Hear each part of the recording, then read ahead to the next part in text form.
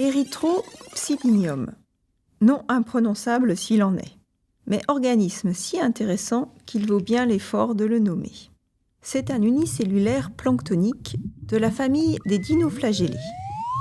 La plupart des membres de cette famille utilisent la photosynthèse ou capturent leur nourriture en suspension dans l'eau. Erythropsidium fait figure d'exception. Un œil rouge lui permet de chasser ses proies. L'évolution de l'œil a fait l'objet d'un intérêt tout particulier. Divers types d'organes photorécepteurs ont été décrits. Les yeux simples, les ocelles des annélides et de certains mollusques, les yeux camérulaires de type caméra, des vertébrés et de certains céphalopodes, et enfin les yeux composés des insectes et des crustacés. En dépit de cette grande diversité, on peut définir un œil simplement. C'est une structure photoréceptrice dont un des côtés est couvert de pigments permettant la détection de la lumière et sa direction.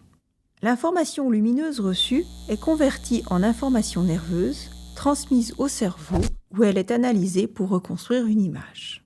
Même une simple cellule contenant des pigments peut répondre à presque tous ces critères.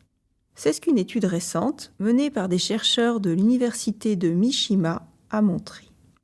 Erythropsidium présente des structures appelées les océloïdes, au sein desquelles on peut distinguer, par analogie, une cornée, un cristallin et une région photoréceptrice en forme de coupe, bordée de pigments rouges, appelée le corps rétinien. Ces différents éléments font de l'océloïde un œil de type caméra, fonctionnel, à part entière.